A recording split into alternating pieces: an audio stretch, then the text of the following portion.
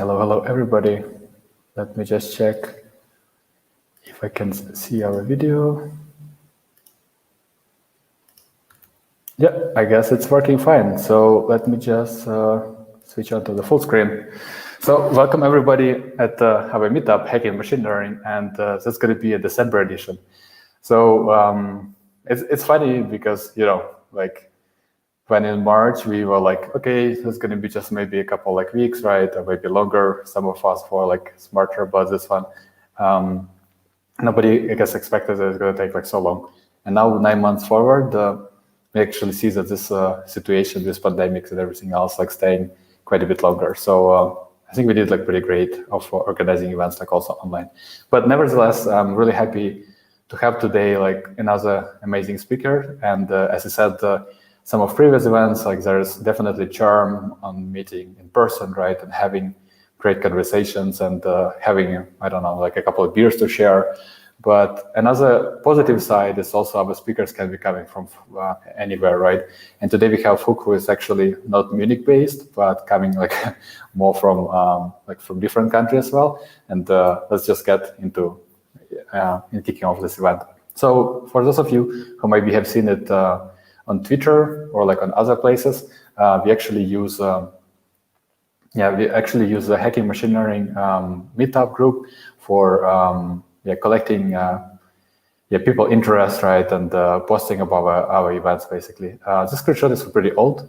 It's kind of funny because here you can see only 600 people on our event. In reality, we are around more than 2,000 right now. But if you would like to hear about our next events, that's basically the place when you can subscribe for it.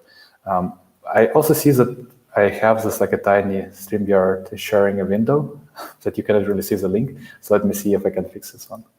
So it's not so annoying. Yeah, I think it's back. Let me just come back to this one. Now we can actually see all the links. Yeah, so Meetup is basically the first place where you can see information about new events. We also have Slack that currently, I think as of today, it's 400 plus members. Idea being there is that it's cool to meet with each other once a month, or maybe sometimes more frequently, less frequently, but only continuous learning and working in peer-to-peer is actually something that makes you progress in terms of practical knowledge. So please go to our Slack channel, maybe spark some discussion, conversations, and let's hope that you're learning not going to be on a monthly basis, but more on a daily, weekly basis, and you actually kind of build up something amazing. While preparing for this event, I was actually thinking, hey, how was it maybe a year ago, also in December, when we still had offsite events, right? And this is basically how it looked, basically at Stylight, one of the companies hosted us. We had this a nice Christmas tree, right? We had some people as the audience, and you can even see on a slide, there's introduction to capsule systems. It's kind of funny because back then it was really big deal. And now we see that it didn't really take off that much, but it's still a cool community event. So I'm really happy that back then we had amazing speakers talking about capsules. Today we're talking about contrastive loss, right, and representation learning. So I think it's really cool that our community is up to so many different exciting ideas. And today is definitely looking differently than it looked a year ago, right? So this is one of the events that we had. I'm not sure, early this year, right? And this is also one of those hallway conversations that we had after the talk, right? Idea of this one that while it's really hard to stream all of you by YouTube, but we're trying to also connect by Hangout after the main talk, right? So stick around after the talk, right? And you can ask your questions directly, right? But it doesn't mean that it's the only way to ask the questions, right? And as I already said, Christmas is coming, right? So hopefully this one also gonna bring a bit of exciting mood, right? Of getting some new information, right? Or new presents or whatever else, right? So let's get in the good mood of events. If you would like to get some slides from previous events, right? I tried to publish them on GitHub. So there's this repository that you can find there. And I did actually post events from November. It's one deck. Second deck is still, I'm waiting for answers of the speaker. But hopefully after this one, I also gonna put it on GitHub. So just in case you need slides from our previous talk, One idea would be to follow the speakers, and with Phúc is actually easy. He's active on Twitter, but if not, just go to GitHub and we can link the slides there. What I also did last time is actually uploaded or cut the video of the talk on YouTube. And if you see it, it's actually having like a small chapters or sections. So you can actually, you don't need to watch like, you don't have to watch, you can if you want, right? But there is like a different chapters responsible for different parts of the talk, right? And I hope I will do the same for today's talk on representation learning. So it's easier for you to watch those videos afterwards and find the most amazing content. Yeah, but again, let's go to the topic of today. Today we have like one speaker, but with really exciting talk, as I already mentioned. And afterwards, we're going to have a conversation on Hangout, kind of like hallway conversation. I can't talk anymore. So, you know, stay tuned for the link. I'm going to post the link, I guess, on Meetup and inside of comment sections on YouTube. So you can join it once we're done with the talk. Yeah, as I said, oops, that was like a wrong one. Like while you doing, yeah, like while you're watching a video, like most likely you're all watching right now on YouTube. On the right side, there is a section with comments. So once you have a question, please put your question in the comment. After the talk with Phúc talk, basically, I would read up those questions and they're going to get answered in a stream, basically. So looking forward to your questions and don't be shy, right? It's just a conversation. So you could have done, basically, could have had basically in real life, right? So don't be worried and don't be a stranger. Yeah, and as I said, it's going to be like Hangout, so stick up for the link like later, so you can tell about your experiences with representation learning, right? Or ask your questions to our amazing expert. Yeah, with that, just like a few last pieces, you know, like when we had events offsite, we usually require sponsors for locations and pizzas. If you would like to support us those days, I don't know, maybe with virtual pizzas or maybe with, I don't know, some like online things like for our members, attendees, or maybe you wanna, I don't know, like have some of your open positions like posted and sponsor our meetup like we are open, and all of this is just like community event. So let's support each other. With that, I guess that's more or less it. As I said, we are a community event, so we're looking forward to your long talks around like 40 minutes, or like lightning talks, 15 minutes. Or if you just like to make this machine learning community better, we are more than happy to have you. So just like Slack me or tweet at me or reach out to me like in any channels, and we can have a discussion about this one. With that, I guess it's more or less it. And before we jump into an amazing talk, why you actually here, I would like to wish you that you stay healthy, and we hope to see each other like in 2021. I'm not sure if it's going to be in January or maybe February, but there are definitely like lots of exciting research happening in machine learning and amazing projects that you're building maybe this Christmas weekend. So really looking forward to having this one and you speaking at our events, basically. With that, I'm done with my part, and I will switch and invite Phúc to the stage. So welcome, welcome. Now we have a virtual stage for you, and it's really a pleasure for me having you here. Fun fact for people who don't know it, that sparked like basically as a conversation on Twitter. I was seeing this like a nice retweet from somebody else, and I'm like, hey, this is like really, really nice paper, right? And wouldn't it be cool to have this author basically speaking at our event? So I just like DM Phúc, and here we go. Now we have you like as one of our speakers. Yeah, thank you. I would like very appreciate your message on Twitter as well. Like, hey, somebody invite me to give talk. Like, why not? What the harm, right? So, thank you very much. Appreciate this opportunity.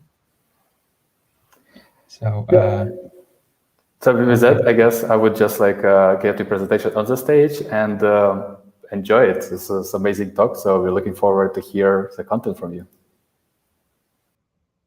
Okay.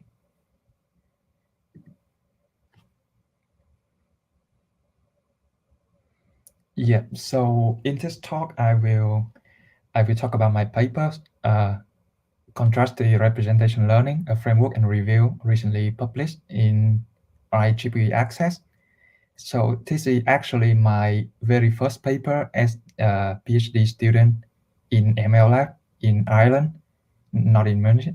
So I am by no means an expert in any of this. So I hope this conversation with just like this presentation with just like a conversation between all of us. So feel free to send any question. So so the title can be a bit mouthful, Contrastive Representation Learning, a framework and review. So I will try to build up from the very fundamental. So what is learning? So, in the context of machine learning, I guess you probably heard about the definition of learning many times, like it's something related to the performance piece over some test D and improve it experiment E by somebody famous. So that's it basically. I hope most of you already know the meaning of learning in this context. So what do we mean when we say representation learning? So normally in a deep neural network, you usually have an input layer, and then you go through multiple layer of deep network and generate a single scalar decision. So this approach going from the input to through different layer and get a single scalar output, they usually call it discriminative learning, where the output is usually to discriminate, for example, classifying between a cat and a dog. Another approach for representation learning is going in the reverse direction, called generative learning, where you go from a latent variable, a hidden representation, and the task of the neural network is basically going in the reverse direction and generate an input. So generative and discriminative learning are two main approach of representation learning. And in order for this flow to be complete, normally we need a label from a human annotator for the y hat here. So in that case, we call it supervised learning. So how the contrastive representation learning fit into that framework? So in this map, we have two dimensions. For the first dimension is the amount of label using. So if you don't use any label, human label, you call it either unsupervised or self-supervised learning. And on the other spectrum, we have supervised learning. In this axis is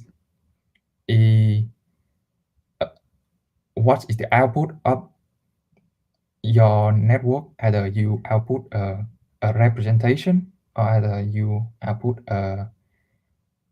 you predict the input. So in this quadrant, we have supervised discriminative learning.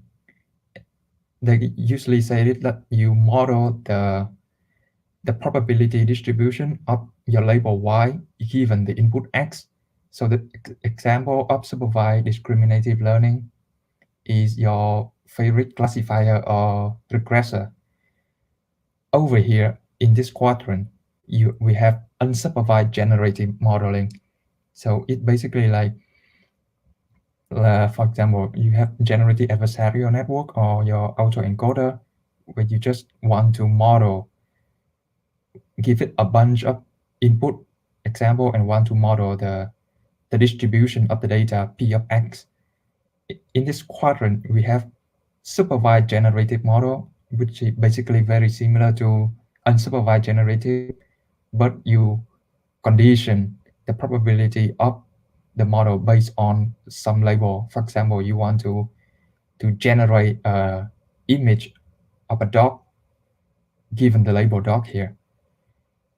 And in this quadrant, we have self-supervised discriminative learning, whereas you learn representation, you model the probability of y hat given the input x, with y hat is not the label given by human annotator, but it is you think of it as a pseudo label. It is derived from the data itself. For example, we have self-supervised discriminative tasks such as predict the rotation of an image, or solving the jigsaw puzzle by dividing an image into multiple parts, and you ask the neural network to reconstruct and put the parts together in the correct original order.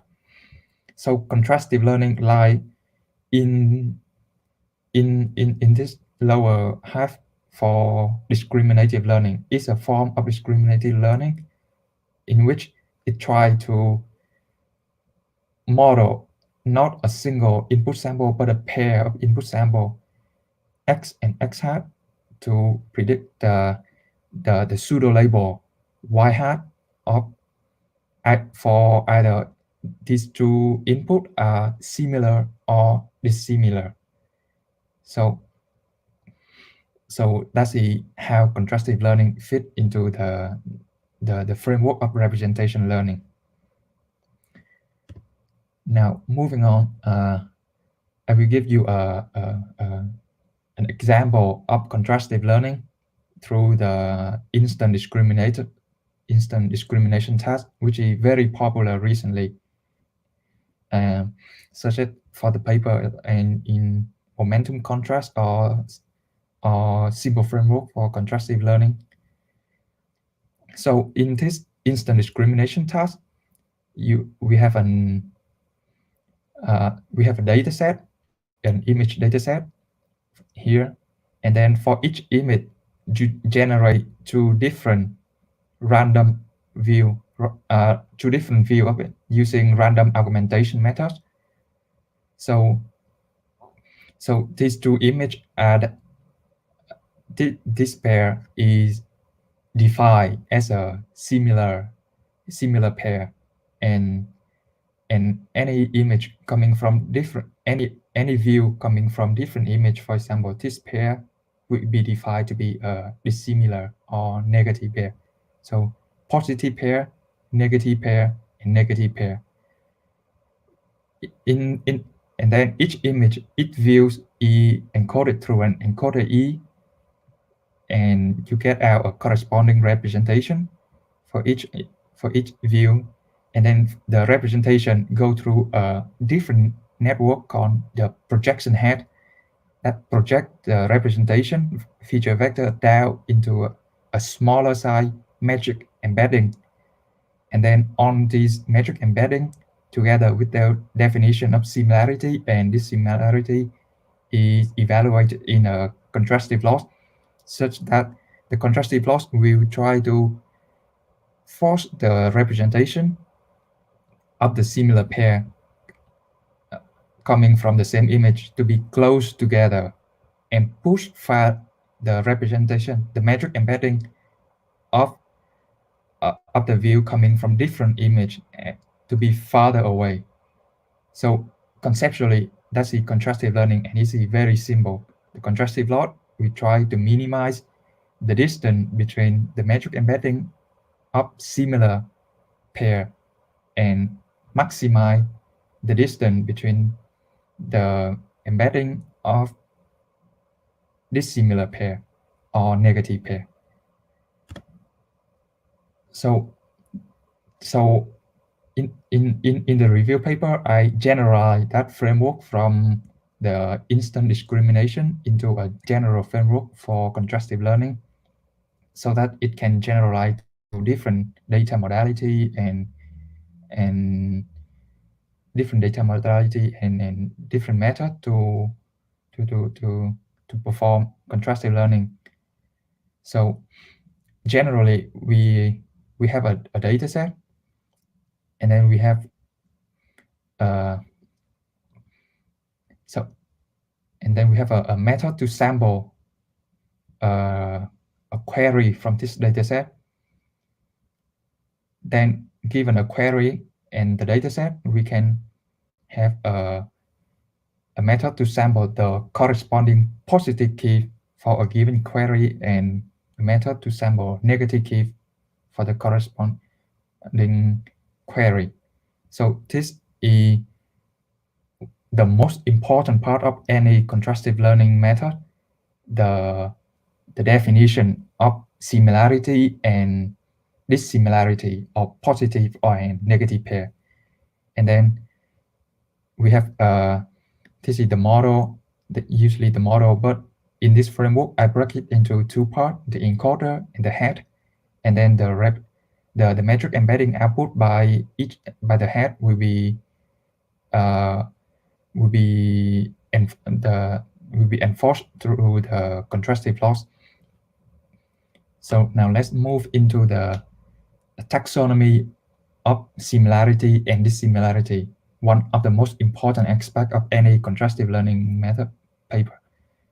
So this is how you define, this is one example of how you define similarity in the instant discrimination task. And so for example, from this we can see that the property of the representation from the contrastive learning is entirely determined by the definition of similarity and dissimilarity. So, for example, given the query and the positive key, any information that is not mutual between the query and the positive key will be considered to be invariant signal by the contrastive loss, because the contrastive loss will minimize the distance between the query and the positive key. So any information that is not mutual between them will be learned. The network will learn the signal to be invariant, and similarly any information that is not mutual between the query and the negative key will be considered to be a covariant signal, because the network must learn to the contrastive loss will try to maximize the distance between the query and the negative key. So any features, any information that is not mutual between them must be learned to identify to be covariant between the query and the negative key. So how do you define similarity? Well, obviously, the first thing you can do is the easiest way to have different view of the same context is to recording using different sensor. So for example, you have a video of a person playing the guitar, so you can extract a data modality. You can extract the image of person playing the guitar, and you can extract the sound of people playing the guitar, and they come from the same context. Similarly, in this case, of playing flute. So in this case, for example, the contrastive loss, we try to maximize. We try to maximize the similarity or minimize the distance between the representation of the image of a person playing the guitar and the sound of the guitar itself. So even though they come from two different modalities, their representation vector will be forced to be close, to be similar in the latent space, whereas the sound from the representation of the sound of the playing guitar will be forced to be farther away from the representation of the sound of a person playing the flute. So even though they're coming from the same data modality, but they have different semantic. So we can use contrastive learning to construct a embedding space that can discriminate between these two different sounds. So there's a different way to define similarity is to use data transformation methods. For example, in this case, This is the way they usually perform it in visual. Sorry, in self-supervised visual representation learning recently, where they define domain-specific data transformation function, for example, random crop, elastic transform, color jitter, rotation, for and define these data transformation function as similarity, and any other different image will be defined as dissimilarity. The third way to define similarity is to use the context instant relationship.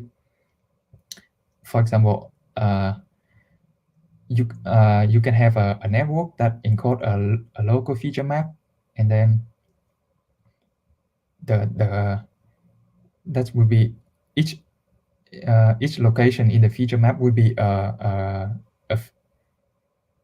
instant features, and then you can have a different representation called the global context vector of the same image, and the global context vector and the local feature map, and each feature vector at the local feature map will be considered to be a similar pair, a positive pair, where the global context vector and with the local feature map of a different image will be defined to be a negative pair. Or you can also define the context instant relationship based on the temporal sequence, where you have each of these is a representation at each time step, and you can have a neural network that summarize the past context as a global context vector and compare it, define it to be a similarity to be with the future time step of the same sequence of the same cell,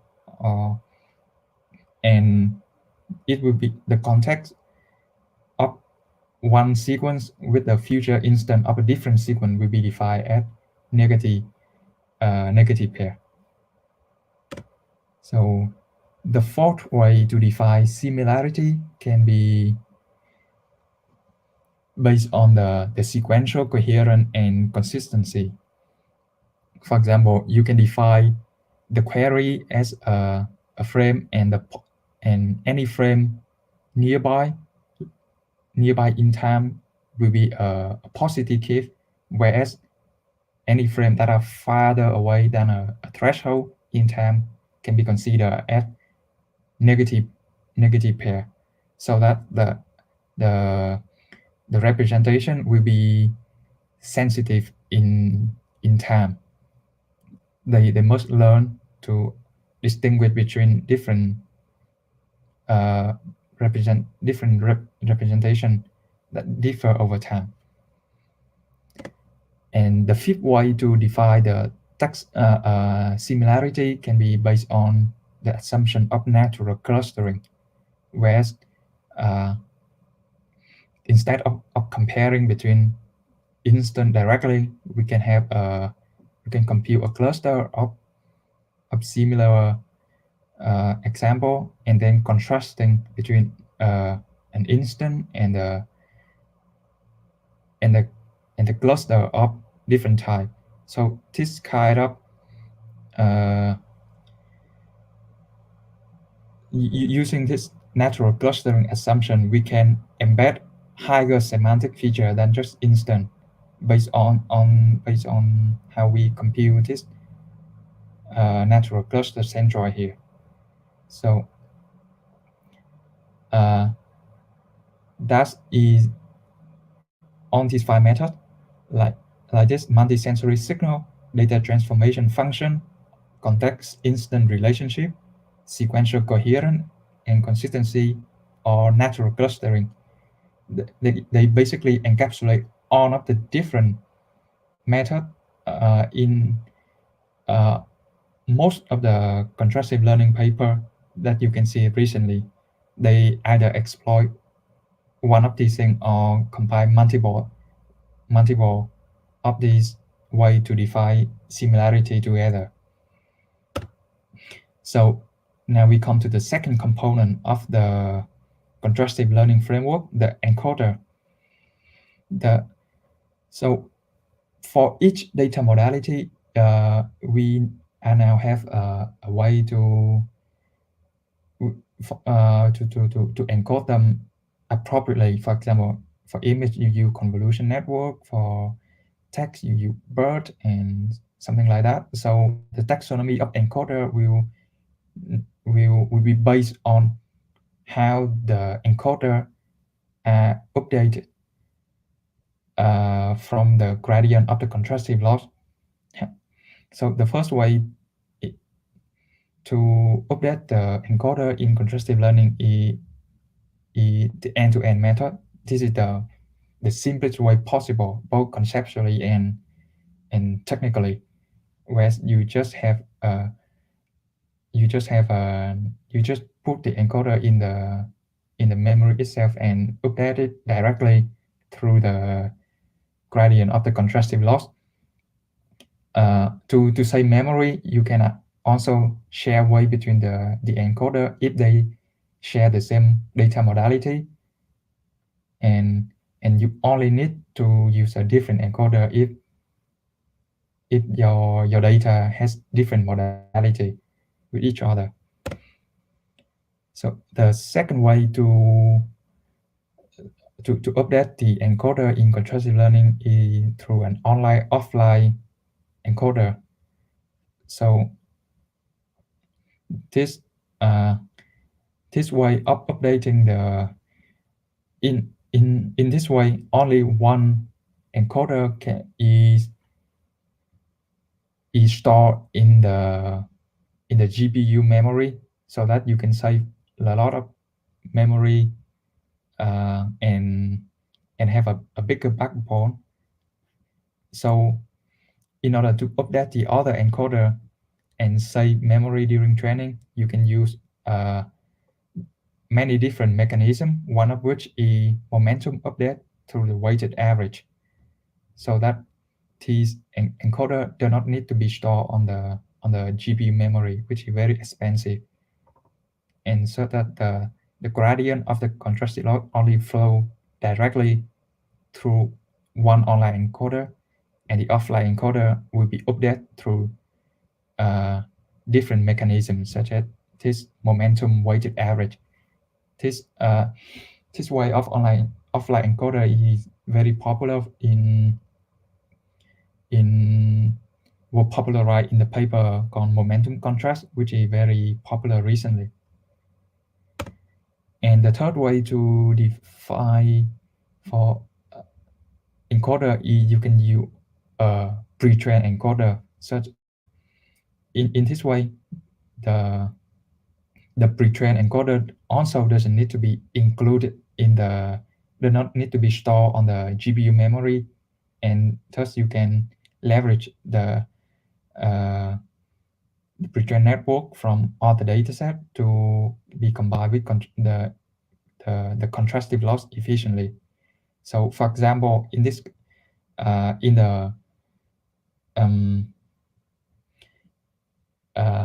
in the distillation learning framework, where you have for example, you have a pre-trained big teacher network encoder, and you want to train a student network smaller, but can also capture the enough property of the teacher encoder, so that you using the contrastive learning framework, you don't need to store the teacher encoder in the GPU memory, and can directly train the student network using the contrastive loss.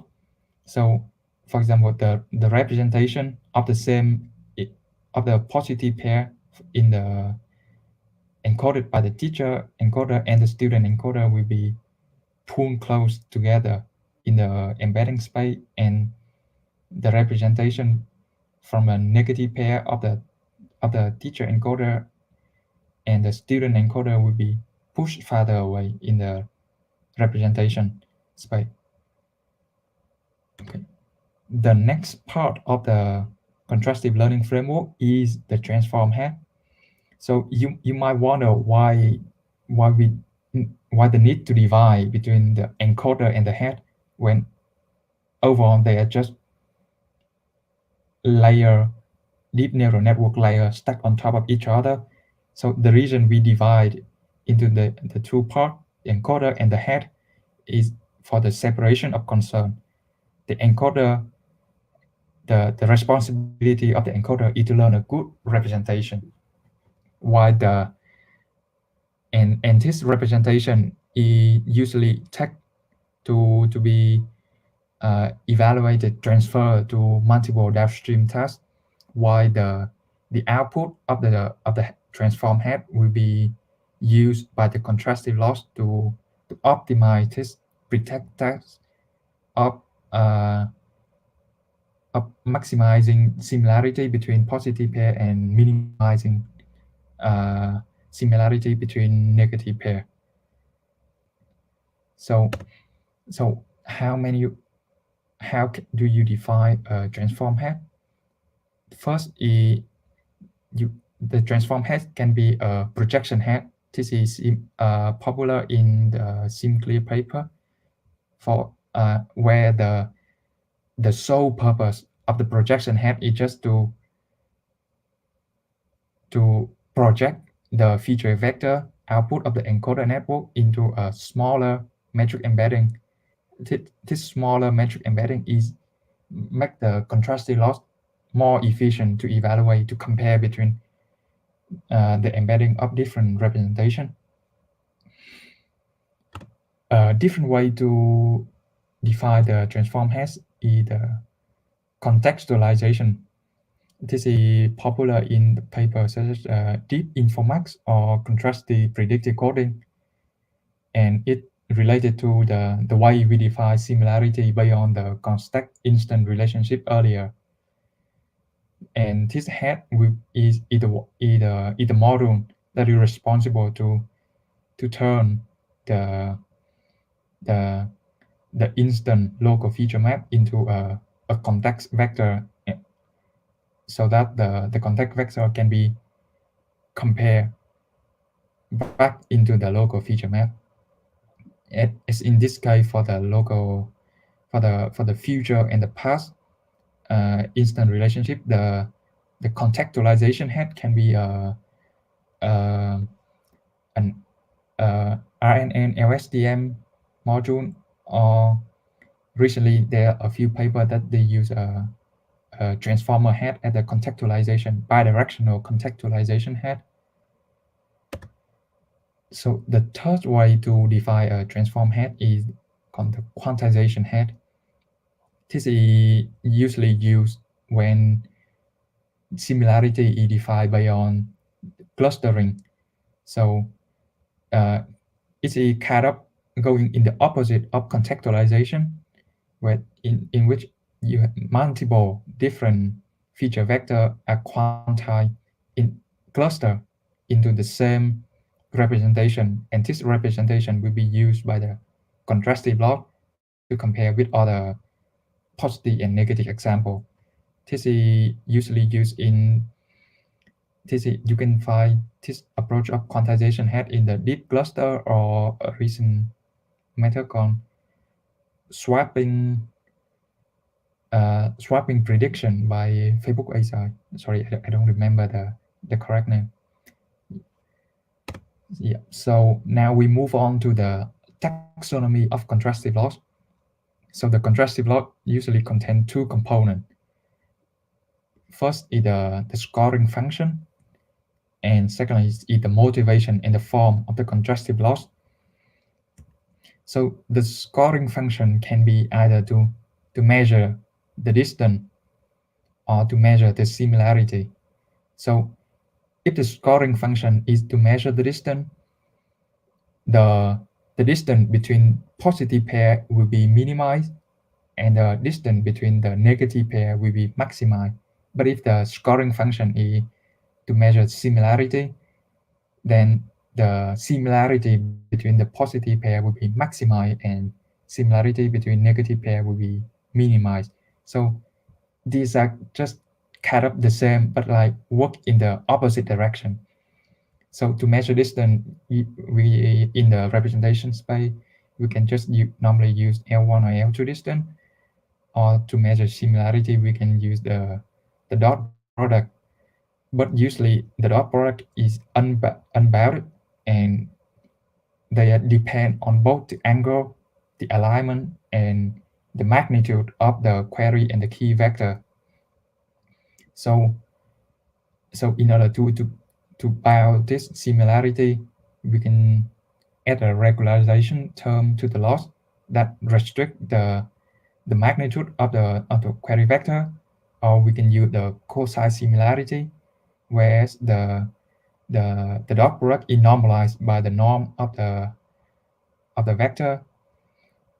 Or we can also use a bilinear layer where we have a vector in between the dot product, and this vector is also learned together with the contrastive loss.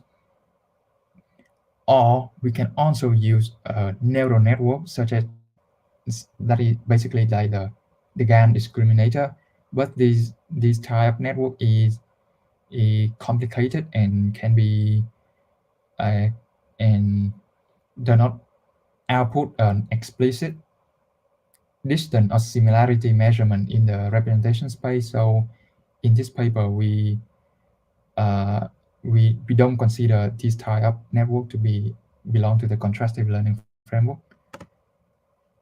So now the second part of the contrastive loss is the form, where the first motivation in form of contrastive loss can come from energy-based margin loss, where the motivated is like associating a low energy small distance, the same as small distance, to the desired configuration of variable, which is the same as the positive pair that we defined earlier, and assign a high energy, which is equal to large distance between undesired configuration of variable, which is the negative pair. So popular loss in motivated by the energy-based loss is the pair loss, where you measure between pair of example, or the triplet loss, where you measure 3 samples at a time. For example, this defined as the similarity, and this measure at the dissimilarity. Or we can even have the more elaborate loss, so the lifted structure embedding, where for one positive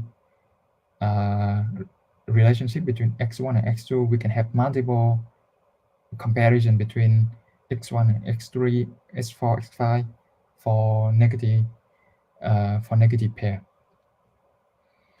The second motivation you usually see in the contrastive loss is based on the classification.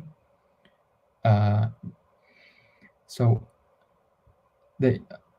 this form of contrastive loss is motivated from the classification problem, where you have a parametric softmax. For example, you compare between the query and the weight vector of the class I. But now if you turn this into a non-parametric softmax, that's you compare directly between the query and the key of a different representation of a different image. So you compare the representation of 2 different images directly, instead of comparing from an image to the weight vector. Then you arrive at this non-parametric softmax loss, and this loss is usually compiled with the noise contrastive estimation method, that is a method to estimate unnormalized probabilistic model. So in order to take care of this ZQ here, because this ZQ, the partition function, is intractable if you sum over all possible negative pair in the dataset for a given query. That's why we need the noise contrastive estimation approach. So there are usually two variants of noise contrastive estimation, where you model the classification as binary, then you have a local NCE variant, or if you treat the classification as multi-class, then you have a global variant of NCE. Recently, in the literature, you can also usually see a loss called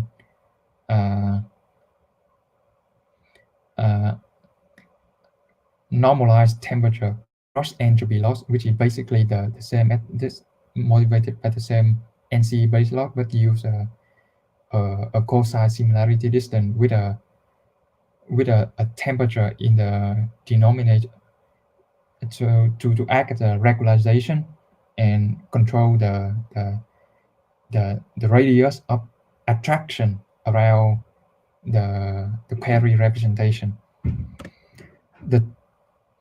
The third motivation for the contrastive loss usually come from mutual information maximization. They are motivated from the information bottleneck principle, and so that they maximize the mutual information between the input and the representation. But now, instead, they will maximize the mutual information between representation of different view of the same scene, which is basically maximize the mutual information between positive pair. And this is, and one of the loss popular that come from this motivation is called the info NCE in the contrastive predictive coding paper. And even though they come from different motivation, mutual information motivation, instead of the classification, they also end up with the same formula, with the anti normalized temperature cross entropy loss from the classification. So this loss is currently the most popular way of doing contrastive learning due to its simplicity in implementation and well grounded on the theoretical motivation that based on mutual information maximization. So that is for the contrastive learning framework. And in the paper, I also dive deeper into the development of contrastive learning over time. For example, you can see the first foundation of contrastive learning can be dated back to at least Jeffrey Hinton and Jan LeCun back in 1992 and 1993. And then we have a brief period of no activity, and then they come back again in 2005, where you learn a similarity metric with contrastive pair loss. And they also demonstrate you can learn an invariant representation. And then we have a triplet loss developed in 2009 with different application in learning distance and learning language model as well. And then later, and the noise contrastive estimation method is introduced in 2011, and then they are used in training the very popular work-to-vec model with a variant called negative sampling. And then that's it for, I won't go too much into detail here. I just want to briefly highlight the development of it. So foundation from very early in 1992, 1993, and then 2005, and then 2015, when you see more development, and then it just come back into the interest recently due to the self-supervised representation learning with the instant discrimination task. And in the past few years, we have seen a lot of development in this, like such as the contrastive predictive coding, the diff informac, the momentum contrast, and most recently the bootstrap your own latent paper, where they No, sorry, that's wrong. And in the paper, we also give example of how the contrastive learning is applied to on the text data to learn language, in vision data to learn representation, self-supervised representation, and how contrastive loss also apply on audio data, how they apply on relation and graph structure data, and on how they are used for multimodal data, and many other things such as reinforcement learning and etc. But because these are quite detailed, and I don't think it would make very much sense to present it here, so I will just skip. And if you have any interest, you can find more detail in the paper. And finally, we come to the discussion of what next with contrastive representation learning. So what are the questions that is still unanswered? So what kind of representation are learned by the contrastive method? Currently, they are very effective where you can pre-train your network on without any label, self-supervised entirely, and apply it successfully, transfer learning on a variety of downstream tasks. But what exact representation are learned by the contrastive method? Are they similar to the representation learned by supervised learning or generative modeling? We don't know that yet. And the second open question is like, contrastive loss will need more or no negative sample. So currently we saw two directions in developing for the contrastive loss further, where we try to pack as many comparison between negative and positive pair into one gradient update of the contrastive loss, as many as possible. And on the reverse direction, where, for example, in the BYOL Bootstrap Your Latent paper, they just remove the negative sample altogether, and they demonstrate that they can also learn just by contrasting between positive pair. So the third question is that what and how do different architectural design affect the performance of contrastive method? Currently, we usually borrow directly from supervised architecture such as ResNet or something, but are they optimal for contrastive learning? And the necessary of dividing between an encoder and the transform head has been an indication that there are some different, and the optimal design for contrastive pre-training can be quite different. Another question is an asymmetric scoring function. Can that be applied? For example, not on similarity is the same. For example, the similarity between a dog and a cat should be different between similarity between a dog and a human, for example. So an axiometric scoring function can have contrastive learning accommodate for these complicated relationship in the representation space. So I think that's it for my talk on contrastive representation learning. I hope you get something out of this talk, and as always, if you want more detail, you can check out in the paper and link here. So thank you very much, and we'll be happy to answer any question that you have. Awesome.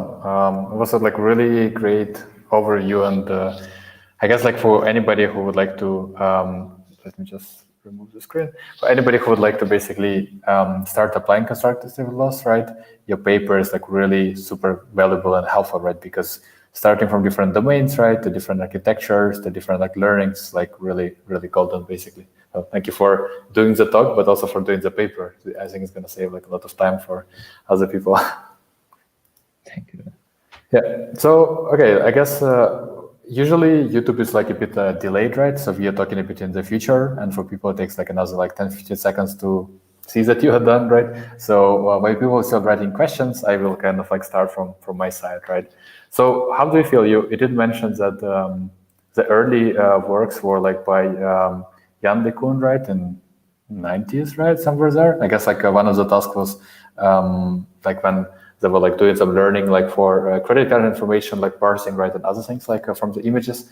And after like triplet loss was also happening like back in 2013, right? So it's like 7 years ago or even like longer. How do you feel? Why do we see right now such a big hype around like contrastive loss, right? Was there like any huge breakthroughs, right? Or just like reiterating like on the similar topic, just like putting more research into this one? Like why is there so much attention around the topic like those days? Yeah, I think the resurrection of the contrastive idea is largely thanks to the self-supervised revolution, where basically you now one of the most like interesting development is that you can pre-train your favorite ResNet model on without any label using contrastive instant discrimination task, and then you can transfer that and onto multiple different downstream tasks such as object detection, segmentation, and then it actually outperforms the method that is pre-trained on supervised ImageNet. That's one of the inflection point for the development of contrastive learning. And when they say that, wow, this is very interesting. This is super useful. Yeah, and I guess like all of this progress, especially in this NLP, right? And you mentioned like word2vec, right? And BERT, right? It's also was pushing quite a bit of like, hey, there's almost anything that you can do, right? And now you can also see that people start to use, you try to quantize, as you said, like image into different like parts, right? And you'd be like, hey, can you try to predict what is the next part going to be, right? So you're kind of like using like a similar ideas from NLP, right? As a similar, I don't know, like transformations or like examples and of use also like for images. So I guess like it's getting like more and more attention from different sides, right? Yeah. Yeah, awesome. So we got a question from Jonas, and Jonas is saying like, thank you for the talk. You mentioned a sequence of the same images. Did you try to compare multiple sequences videos to each other? How good would this work, similar to the audio files? And I guess the idea being that at some point you show that you can take a frame, right, and compare like a neighborhood ones, a similar ones, that like more far away, like as not, right? But if I correctly understand the question, was there like any works to compare like entire videos, right, as similar videos and non-similar? I don't know, let's say some YouTuber from one channel, right, and from different ones, and try to learn representation. Like, is there something that, I guess, there's like lots of images, right? Or yeah, so I don't have an exact reference here, but I'm pretty sure that it had been tried before. Maybe I can find the reference in the paper, but like, yeah, so as I say in the talk, like that, how you define similarity is entirely determine the property of the learned representation. So the way the paper research is, they usually go from the reverse direction, which task they want to learn, and to do this task they decide which kind of invariant or covariant property of the representation that they want in, and then they go back to define the similarity distribution.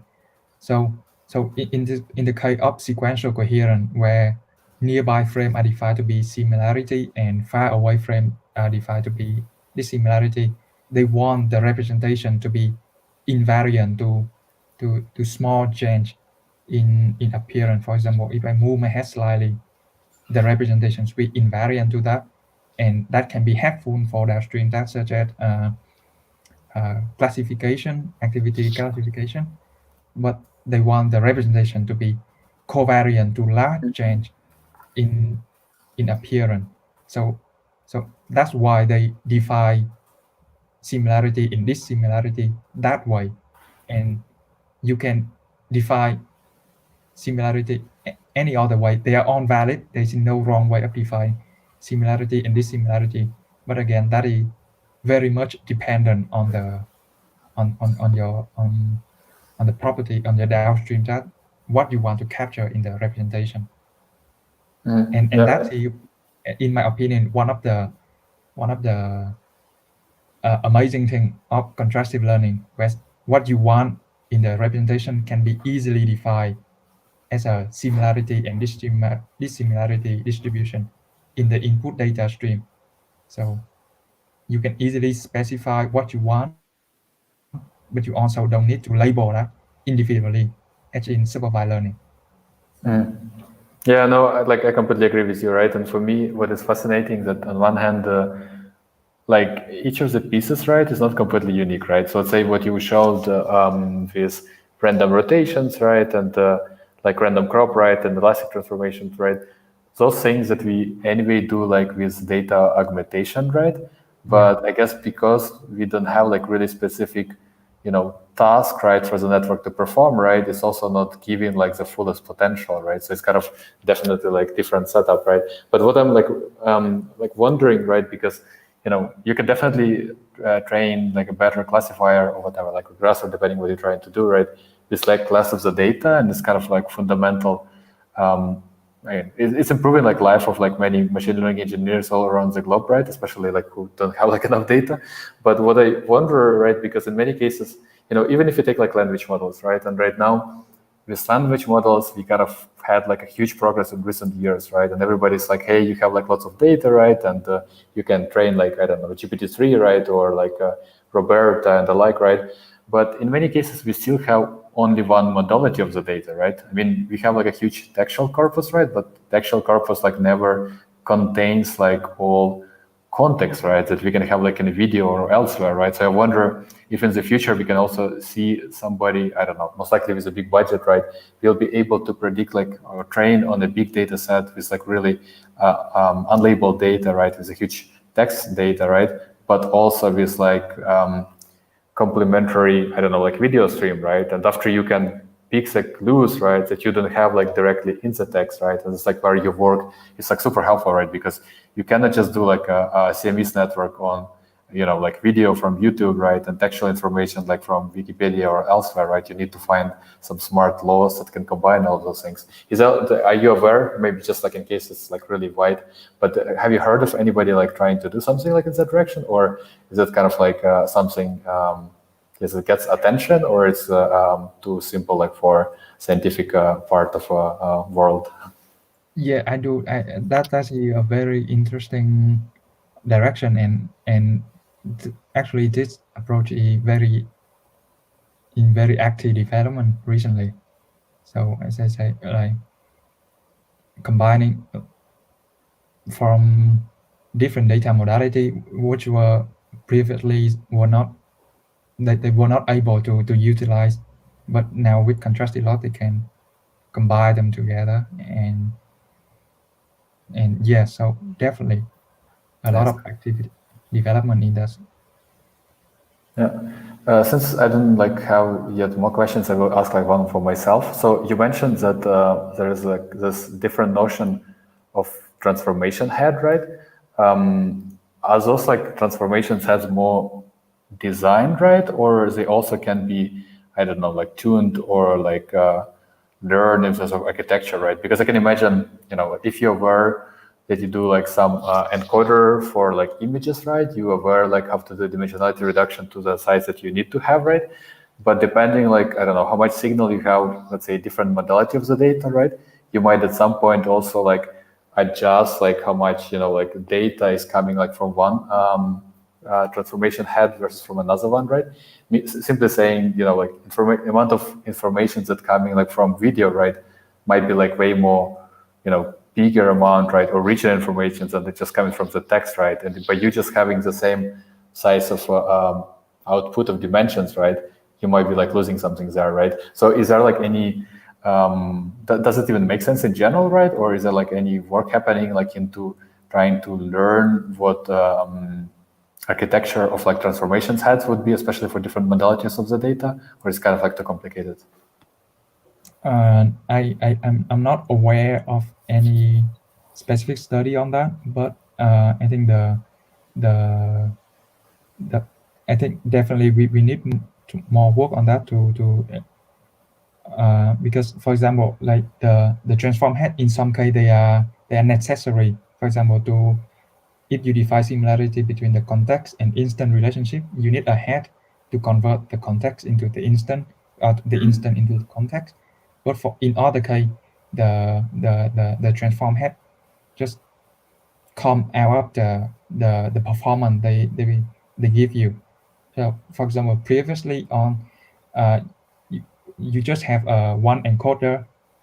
You pre-train that using contrastive learning, and then when you evaluate on downstream task, you attach different linear prop model onto different hidden layer, and then you report the result of the layer that give the best evaluation. Yeah. So usually the one of the hidden layer, not the final output layer, not the representation near the output, but one of the hidden layer that it gives you the best result. So that's what earlier paper do, and then in the simpler paper they say like, why don't do it? We just give a ResNet model, entirely ResNet model as an encoder, and then we attach multiple different nonlinear layer on that, and that turned out to be quite a big deal in contrastive learning, just by attaching a few nonlinear layer, MLP layer, to reduce the size of the representation, so that the contrastive loss can work with smaller size representation, smaller size feature metric embedding, while the representation for to be used in evaluating in downstream that they can still be bigger and contain more information on that. So how many layer and what best layer for representation is still kind of an art in designing contrastive learning method. Yeah, that's interesting. Is there like, or how do you feel about HTML in this context, right? Because sometimes when people say like it's like an art to define like how many, what blocks to use, right? And like what depths or how many neurons you're going to be using, right? Somebody can be saying like, hey, let me just like do like a random search around this one, right? And try to do like HTML of like combining like what blocks are there. Do you believe in this one, or it's kind of like a more art than just like engineering, right? Of defining like what is the best block, basically. I don't think that approach will be like relevant for in the contrastive learning, because like for contrastive learning, what you like, the architecture is important, like the encoder and the head is definitely important, but I think the most important part will be the similarity and dissimilarity distribution. So it kind of moving the focus in the architecture engineering into data engineering. How can you effectively define this so that it yield the best result for your downstream task? Yeah, it's actually like a good answer, right? Because theoretically, this is like the most creative part, right? You're trying to find like what is the similarity and like how you design this one. But just like for feature extractors, right, you can always train some kind of like a NAS net, right? It just like can overtake like all the results, right? And we have seen also that for object detection, right? I'm sure I can't remember the name of this one, but there was like a few of I guess was it Google or Facebook, right? But in terms of like performance, right? Because they were just doing like neural architecture search, right? They were able to generate pretty good results, right? So maybe here we can again give like machine learning engineers or scientists, right? This like creative part of designing like similarities, right? And how to combine like multimodality, and everything else like can be like trained and learned like somewhere. The only problem is that like for that you usually need to have like a beefy compute, right? That you can just like put it on and get it running. And I think it's not always like as easy for independent researchers, but also even like for scientific organizations, right? Not everybody's like OpenAI, right, to do such things, or Facebook, right? Yeah, actually, contrastive learning pre-training for the moment, they still require quite heavy computation, more than the traditional supervised learning setting. But a lot of work is also focusing on best the contrastive loss, so that they can fit on the more commodity GPU instead of requiring a cluster, TPU cluster like that. Yeah. Cool. Awesome. It was a pleasure having you, especially like questions section afterwards. It was really nice conversation. So let's just like wrap it up with YouTube stream and see like if people are too shy to ask questions in comments, as they would like to ask them in Hangout. So for people in comment section, I already did post like a link to Hangout. And I will also send the same link to Phúc, and we will join you just like in a couple of minutes as well. So thank you again, Phúc. It was amazing. Thank you. And see you in a bit there.